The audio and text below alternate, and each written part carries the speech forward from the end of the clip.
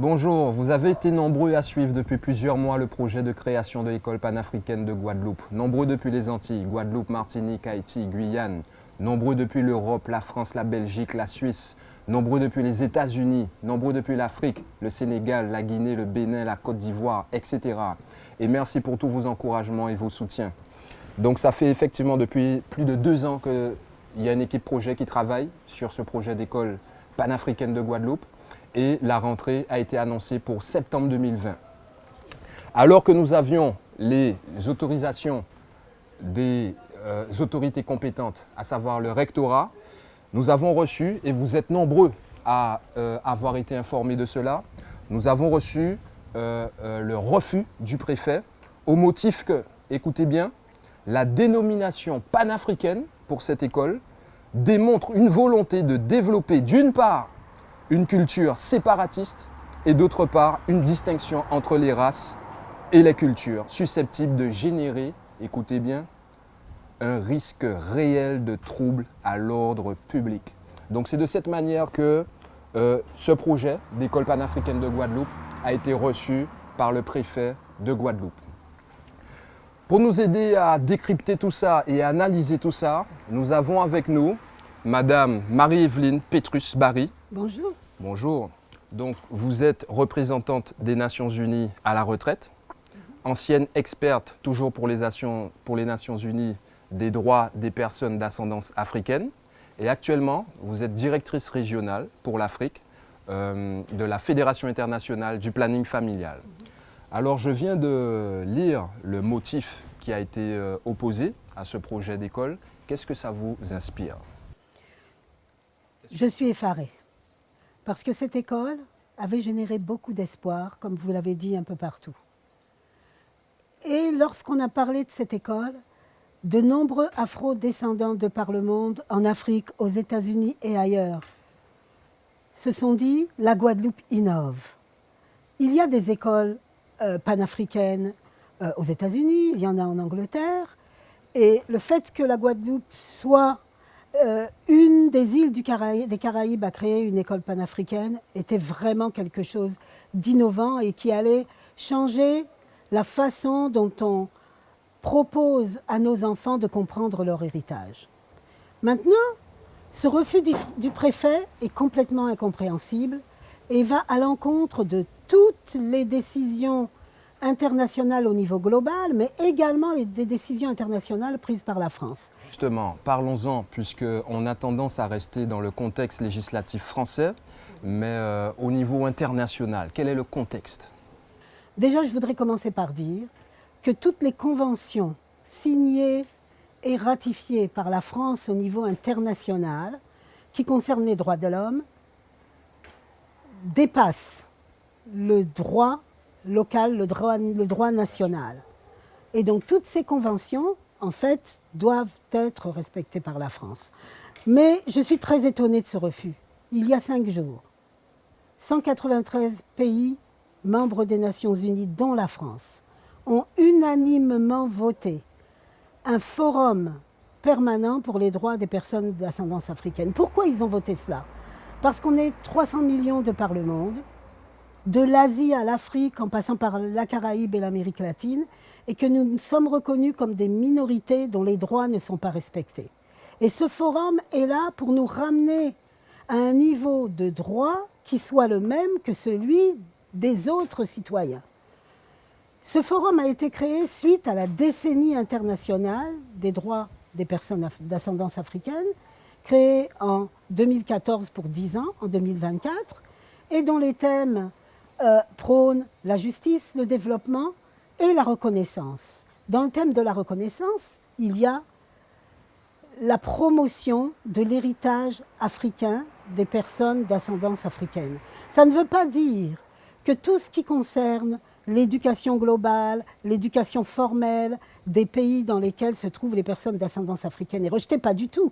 Elle est intégrée. Mais il faut, pour que nos enfants se développent mieux, pour qu'on évite tous les dérapages psychologiques, tous les dérapages sociaux, toutes les maladies mentales, toutes les maladies auto-immunes qui ont un rapport avec notre histoire, il est important qu'on éduque nos enfants de façon à ce qu'ils comprennent d'où ils viennent, de façon à ce qu'ils comprennent qui ils sont, et qu'ils gèrent tout ça avec la réalité dans laquelle ils vivent, quel que soit le pays dans lequel ils vivent. Donc la décennie prône ça. La France a fait partie des pays qui ont ratifié la décennie. Très bien. Donc nous sommes dans un contexte législatif au niveau international qui encourage des prises d'initiative en faveur donc du développement, de la justice, et vous avez dit de la reconnaissance. De la reconnaissance. Et quand on parle de reconnaissance, on parle de la reconnaissance de l'héritage, de la reconnaissance de la violation des droits des personnes d'ascendance africaine,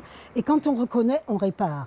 La décennie demande même que toutes les lois qui vont à l'encontre ou qui ont des écarts en ce qui concerne les droits des personnes d'ascendance africaine soient revues. Et dans les pays où il n'y en a pas, où il n'y a pas de loi pour lutter contre le racisme, où il n'y a pas de loi pour lutter contre la discrimination, que des lois soient établies. Et la France n'est pas étrangère à ça. La France a déjà ratifié la Convention pour l'élimination de toutes les formes de racisme et la discrimination raciale.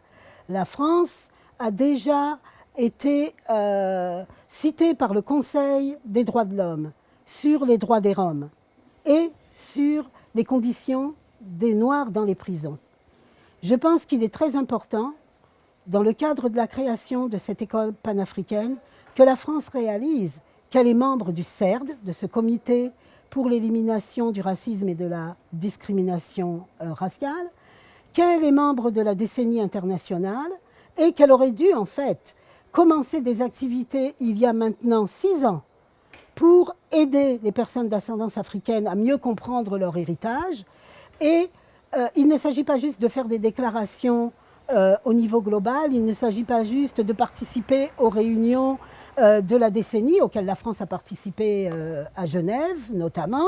Il ne s'agit pas juste de ratifier la création d'un forum permanent comme ça a été le cas il y a 5 jours.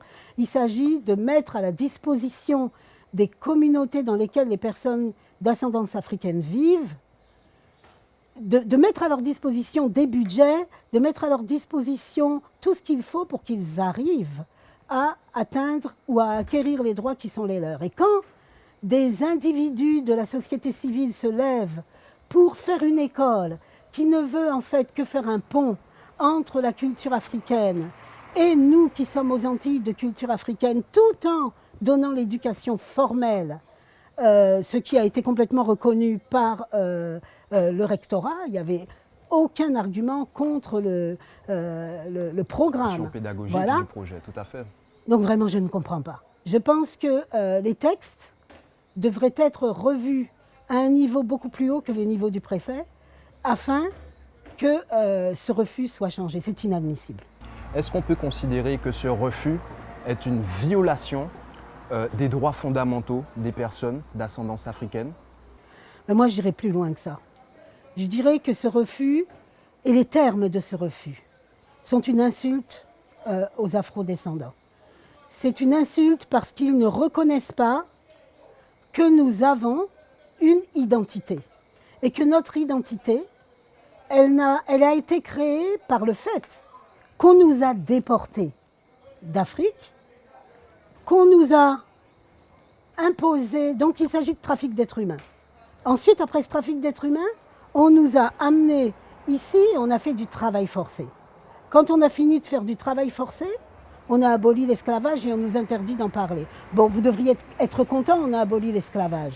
Mais on a quand même récompensé les maîtres, tandis que ceux qui avaient été mis en esclavage, on leur a dit, bon, vous devriez déjà être contents. C'est déjà nous considérer comme des sous-hommes et des sous-femmes. Donc, si aujourd'hui toute une communauté internationale se lève du Brésil à l'Inde, aux États-Unis, en Afrique, partout pour dire il faut réfléchir, il faut changer la façon dont nous avons agi avec les personnes d'ascendance africaine, il faut réparer dans beaucoup de cas. Aujourd'hui, on est au niveau des réparations. Mais cette école, c'est en fait... On n'est même pas dans les réparations, on est dans le pur droit des personnes d'ascendance africaine, le droit à connaître qui nous sommes. Nous ne sommes pas des Gaulois, nous sommes des personnes d'ascendance africaine. Nous n'avons rien contre le fait d'apprendre la culture formelle qui est imposée par l'éducation nationale. Mais on ne peut pas nous retirer le droit de savoir qui nous sommes, de savoir comment nous sommes arrivés ici, de savoir comment nous nous sommes développés ici et de savoir ce qui nous empêche de nous développer pleinement. Nos enfants, pour les protéger de tout ce qu'on voit dans la rue partout ici et de toutes les dérives de santé mentale, de toutes les dérives qu'on voit ici, de toutes les dérives liées au droit justement, pour les empêcher de pourrir dans des prisons parce qu'ils ne comprennent même pas qui ils sont, notre droit le plus fondamental est de leur renseigner notre histoire, de leur renseigner notre héritage, qu'ils en soient fiers de venir d'Afrique, ce qui n'empêche pas qu'ils apprennent les mathématiques, c'est important, qu'ils apprennent des langues, c'est tout aussi important, qu'ils apprennent l'art, mais aussi l'art africain. C'est le sens du projet pédagogique défendu par l'École panafricaine de Guadeloupe. C'est exactement sur ces dimensions que l'école entend travailler, permettre aux enfants de s'approprier leur histoire, de s'ancrer, de pouvoir s'appuyer sur des repères et de se construire. Donc vous l'aurez compris, ce refus est inadmissible, ne peut être accepté. Il en va de la dignité des personnes d'ascendance africaine et de par le monde. Donc, est-ce qu'il existe des instances ou des autorités au niveau international vers lesquelles nous pouvons nous tourner pour dénoncer cette décision du préfet de Guadeloupe? Bien sûr, il existe des instances vers lesquelles nous pouvons nous tourner, vers lesquelles nous allons nous tourner. Je parlais tout à l'heure du CERD, du Comité pour l'élimination contre toutes les formes de racisme et de discrimination. C'est une forme de racisme et de discrimination patente. Je me demande qui est séparatiste dans ce cas. Si c'est la lettre du préfet, et à mon avis c'est la lettre du préfet qui est séparatiste. Nous allons également nous tourner vers le groupe d'experts des personnes d'ascendance africaine. Nous allons nous tourner aussi vers la commission de la conférence de Durban, qui sont 3 instances internationales auxquelles nous allons écrire. Et nous allons aussi écrire une lettre au Haut Commissariat aux droits de l'homme. Je pense qu'il nous faudrait également nous approcher de la CARICOM. La CARICOM a un plan de réparation en 10 points. L'éducation est un de ces points. La Guadeloupe est dans la Caraïbe, et bien sûr, il est difficile pour nous de travailler avec la CARICOM, puisque nous faisons partie de l'Europe. Mais néanmoins, nous ne pouvons pas ne pas nous approcher de la CARICOM, puisqu'ils sont dans la même situation que nous, ils sont indépendants, mais on a la même histoire. Donc, il est important également de les mettre au courant de ce refus. Mais je voudrais en appeler à la sagesse de Monsieur le Préfet. Monsieur le Préfet, la décennie internationale pour les droits des personnes d'ascendance africaine dénonce le racisme structurel. Le groupe d'experts des droits des personnes d'ascendance africaine demande à la France depuis des années de visiter la France pour voir à quel niveau le racisme est pratiqué en France. Jusqu'aujourd'hui, ceci n'a pas été possible. Monsieur le Préfet, une association essaie d'aider l'éducation de nos enfants en voulant les aider à comprendre leur héritage. Il ne s'agit pas de racisme, il s'agit de mettre nos enfants dans un environnement qui va leur permettre de se protéger, qui va leur permettre de comprendre qui ils sont et de se développer de façon à ce qu'ils ne soient pas de la graine de prison, de façon à ce qu'ils ne soient pas dans l'errance, de façon à ce qu'ils aient envie de créer ici en Guadeloupe et dans la Caraïbe et qu'ils ne soient pas obligés de s'exiler. Monsieur le Préfet, la France se dit pays des droits de l'homme. Si vous voulez faire partie d'un pays qui respecte les droits fondamentaux de tous, y compris des personnes d'ascendance africaine, les droits fondamentaux des enfants, la France a signé la Convention pour les droits des enfants, des droits fondamentaux des femmes signés par la France, de l'élimination de la discrimination et du racisme, également signé par la France. Monsieur le Préfet, changez d'avis et écrivez à cette association que leur école peut ouvrir pour le bien de tous. À ceux qui nous écoutent, il est vraiment important que vous rejoigniez notre comité de soutien. Ce comité de soutien est fait de personnes venant de la Caraïbe, mais du monde entier, des États-Unis, de l'Afrique, de l'Europe, des gens qui comprennent qu'il est important que dans l'éducation, on ait une approche culturelle adaptée à l'environnement dans lequel les enfants vivent. Vous qui nous écoutez aujourd'hui, aidez-nous à demander à Monsieur le Préfet de changer d'avis. Je vous en remercie. Pour soutenir le projet de l'école panafricaine de Guadeloupe et pour surtout soutenir l'ouverture telle que prévue, vous pouvez rejoindre le comité de soutien par WhatsApp au 06 90 811 023, 811 023, et vous pouvez aussi avoir des informations sur le site internet associationracine.com. Merci à vous.